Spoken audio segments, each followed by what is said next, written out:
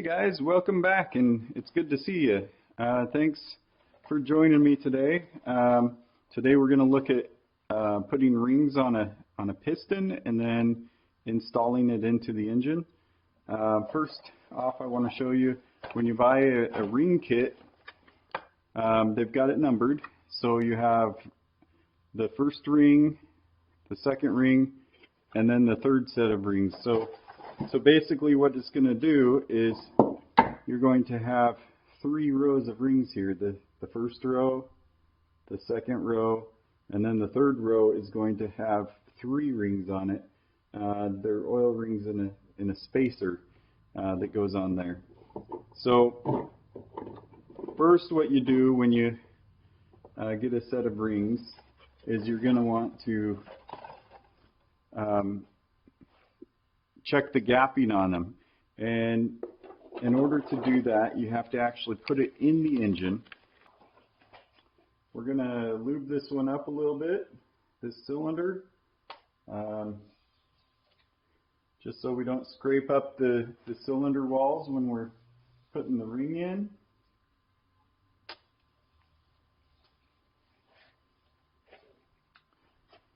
So you take the ring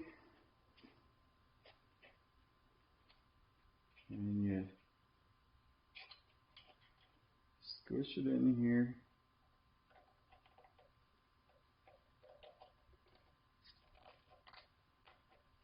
And you're going to want to put it back a little ways in the cylinder wall. So you take one of your pistons, the piston that's designed for that cylinder, and you push it back in there. So you put it down there about halfway, and then you take your feeler gauge and you stick it in the gap, and you make sure that there's the appropriate size gap in there. Your user manual should tell you the gapping for this for your particular application. However, mine have already been checked and they check out, so we're going to go ahead and install them on the piston. Now before you put the rings on, you want to go through and clean up the grooves within the piston. Make sure that there's no big clumps in there. I took a razor blade and kind of just turned it a little sideways and ran it through like this, and it cleaned it up real nice. I would also make sure that you clean off any of the carbon buildup that's on the piston top before you reassemble your engine. So I'm going to go ahead and set this in my vise. I'm just going to set it there. I don't want to go crazy with it. And I'm going to take my first ring that I had tested with.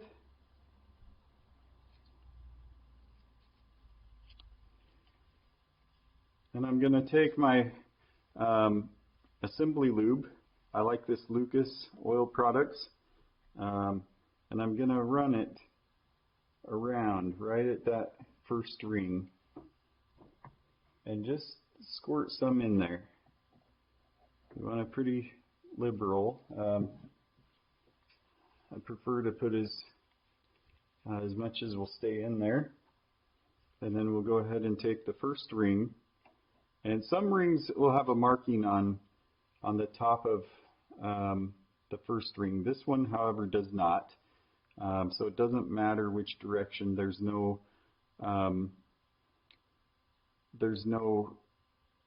grading on this. So we're just going to go ahead and stick it in there. Now you can use a gapping tool which will pull this apart and allow you to put it on there easier. I'm just going to go ahead and twist it on there, because just put one end in and then we'll pull it apart far enough to where it just starts catching, and then it will slide right in.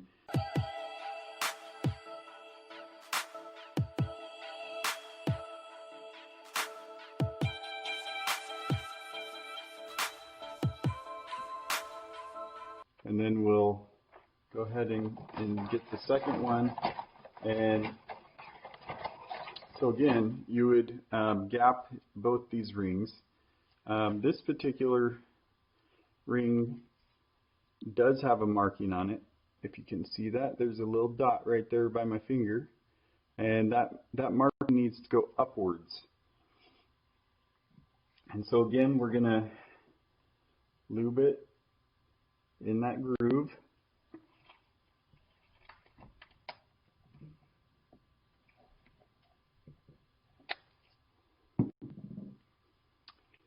We'll make sure the dot's facing up, put it in that second groove, and then we'll just roll it on around the piston and into the second groove.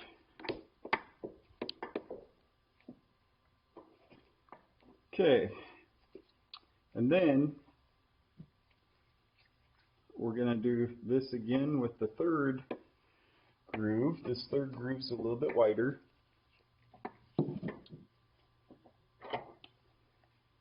Because it's going to have a spacer in between the two oil rings.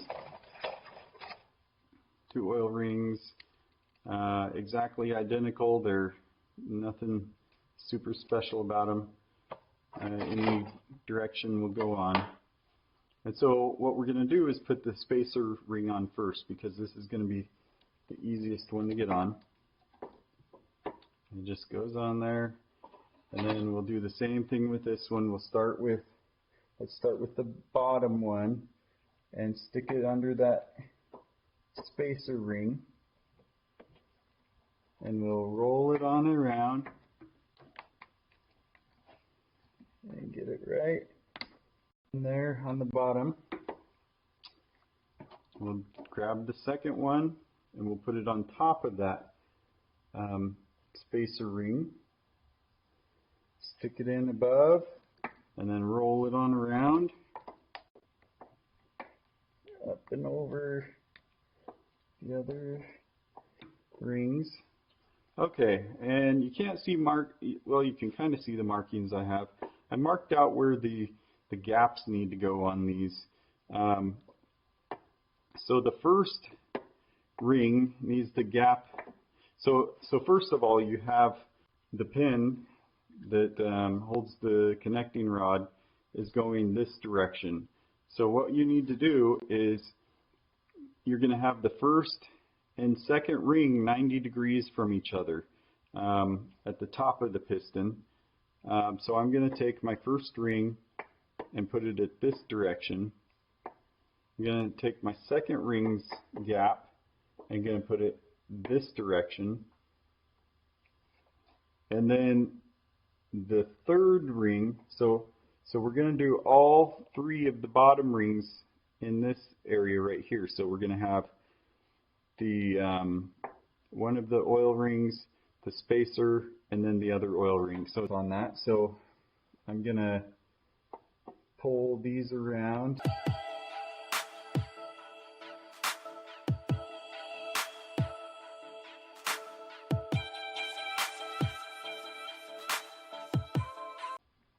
And now that those are in place,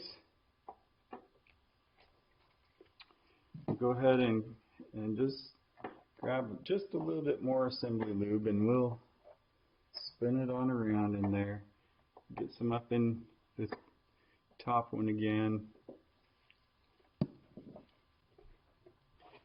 Now I'm going to go ahead and take my ring compression tool and going to open it up a little bit more so it reaches around my cylinder.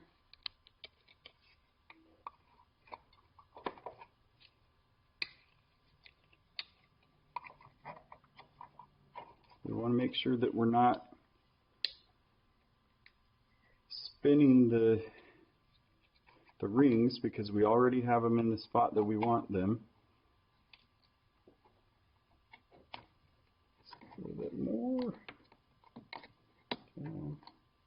You don't want to force them or get them out of the track when you're putting this on. So just be a little gentle with them. Okay, looks like I'll just bring it off just a little bit more.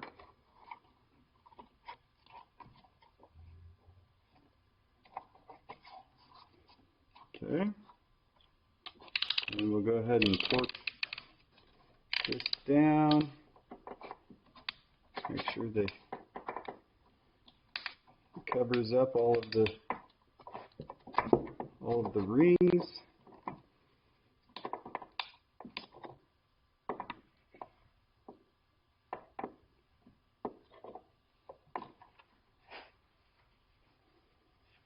Okay. Now when you're doing this, remember you're going to want to make sure that you have enough lube in these cylinders. You don't want to scratch up the cylinder walls while you're putting this in. So just get a little excess on there. And in order to keep from scratching the cylinder wall with my connecting rod end, and then I'm just gonna wrap it in my little towel here, and we'll position the top of the piston at a 90 degrees with the wrist pin going along the top of the engine like that, and we'll turn the crank so that it matches up with where the piston's going to line up. Pull it on down and give us enough room to pull it through.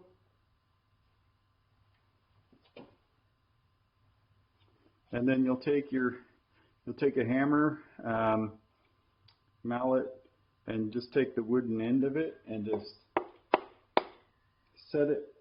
You got to have the top or the bottom of the compression ring or installation ring right up against the top of the engine block, and then you just lightly tap it in. Don't force it. If it gets to a point where it feels like it's not going in, you need to stop, reassess, and maybe pull it out and try it again. But as long as it seems like it's going in, just keep on driving it in. I felt a ring kind of snap into place there. And then when it's all the way in, the ring kind of just falls away. So then what you'll end up doing is you can flip the block back over, take your towel out. Make sure you don't put too large of a towel in there where you're not going to be able to get it back out. Just something to barely wrap it so it's not hitting on stuff as it's going through. Okay, on this bearing you can see that there's a little dimple right there. You want to make sure that you match that dimple up with the dimple on the inside of the connecting rod where the bearing goes. And I'm going to go ahead and grease this up a little bit. Make sure it has enough grease on there. This grease is what's going to be in there when I start it for the first time, so I want to make sure it has enough lube, and then I'm going to go ahead and stick it right in there.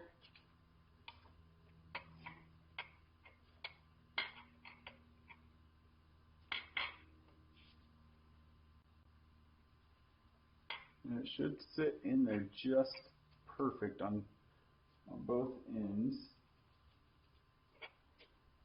So you might have to play with it just a touch. Get it seated in correctly.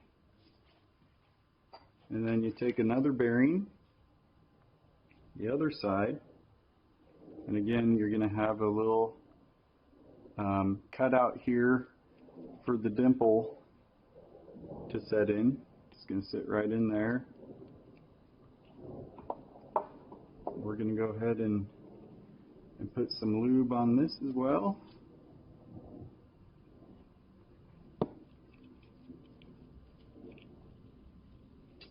Get it nice and lubed up.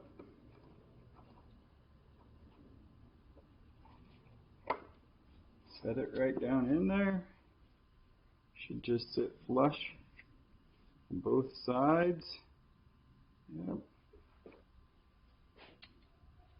And then we'll go ahead and turn our crank until the connecting rod drops in place. So again, we're going to go ahead and hold the connecting rod so when the crank turns that it pulls right up into place.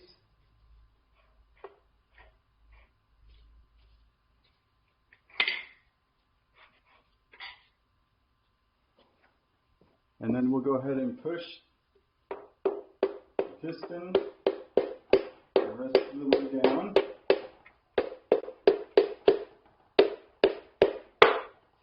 To set into place on that the crank. Then we'll take the bottom cap and we'll go ahead and put the cap on.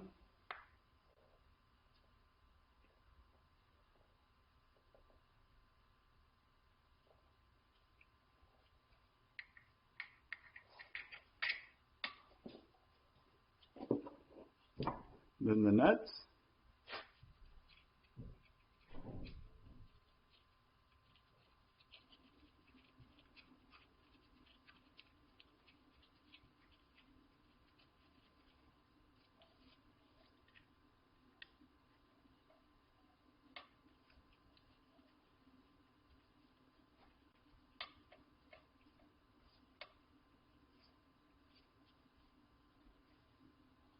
Now you'll move the crank to a position where you'll be able to get a torque wrench on each one of those nuts.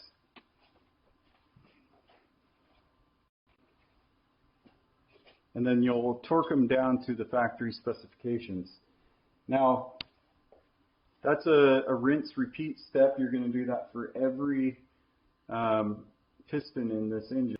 So I'm going to do that 8 different times and then torque it down, and then I'll be done with the bottom end of the engine, and I can start reassembly of the oil pump and oil pan and stuff. Thanks for watching.